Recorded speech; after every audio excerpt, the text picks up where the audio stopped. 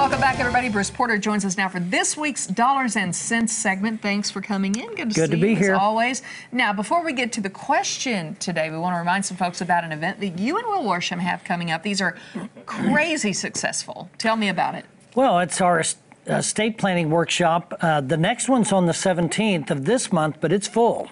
So this one is August 21st, 6 o'clock at our office. You can call 882-1800. Reserve a spot. These usually fill up a couple of weeks, and they've been very popular. Obviously, this one almost full? Yeah, well, we've still got openings. We just opened this one up. Okay. Will's a good presenter. He tells it where it's easy to understand, and people don't plan because they don't know who to talk to. They don't know where to start. We're trying to make it easy to just come and learn the basics, and Will's a good guy to learn from. Well, you both are. Because he's a good teacher. Best of both worlds. He's the money guy, and then Will handles the legalities, and that way if you have any questions about retirement, planning for it, taxes, absolutely, any of the above, they can, these guys can help you out for sure. Absolutely. Okay, we're going to take a look at today's question. You ready? You bet. All right. It says, I am having a hard time determining how to invest some inheritance from my parents. How do I get started?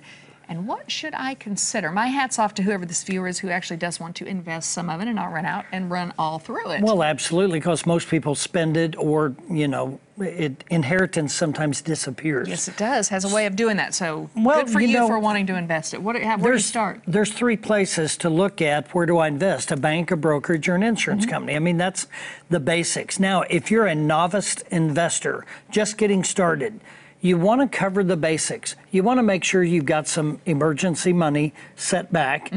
You want to make sure your debt is under control. Nothing wrong with taking your inheritance and getting yourself out of debt.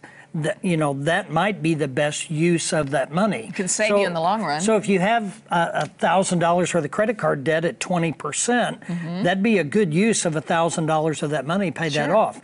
Now, let's say that you want to get started and you want to put a little bit in the bank. A bank is a good place for immediate cash, money you can go get your hands on today, that cash reserves type. Now, investing, traditionally, people think of brokerage, stocks, bonds, mutual funds, any variable type environment, because they want that upside gain potential, and they want all that opportunity. And we look at that a lot. And then insurance is more about the preservation stage. So if you're a younger person that just inherited some money, insurance is probably not the appropriate thing to look at. Probably the saving in the bank or the brokerage for the growth potential and things like that. Right. Now, one thing you got to remember, though, is losses can hurt you more than gains can help you. Okay, because the losses can be catastrophic, depending on, an example of $10,000. Let's say last year you had it and you made 25%. Great year, good year in the market, pretty stable, everything went up, and you're thinking, wow, this is easy. I could do this every year and I'll be wealthy. But the following year, you lose 20%. Well, if you had 25% gain, that's $2,500 on $10,000. Now you've got $12,500, and if you lost 20% the next year, you're going to lose $2,500. But yet, on paper, you had a 5% gain over a 2-year period, but you had no growth in your account. Yeah. And a lot of times, people don't understand the math. Why am I not satisfied with my brokerage account when they tell me I've had gains?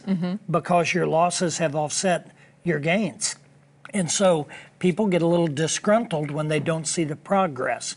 So again, understanding the math when you're starting out, you've inherited some money, be cautious, put some money in cash reserve, and then do your homework, do some due diligence, educate yourself. Yeah, and don't go it alone either, because if you leave it sitting in the bank, you're not really going to earn anything. If you invest it, but you don't know where you're investing it properly. Right. You can always call, ask for help. We'll be glad to direct you. Well, at what age would you even start considering getting into the insurance, though?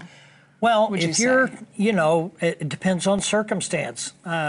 If you're 50 years old and you've just become disabled, and you're unemployed now, that's probably a pretty good time to think about preservation, right? So if you have a change in life, something dramatic, then people tend to be more conservative.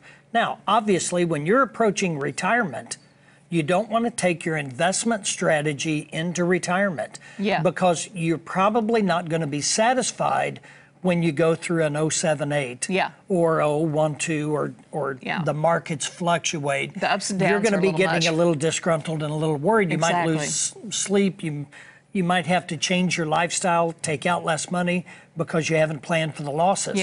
So preservation, wealth preservation and retirement, very important, and the creation of consistent income. Go see this guy. He'll figure it out. If you have a question for him, email him at bporter@color10.com. He'll answer your question on the show, and we will be back to wrap things up right after this.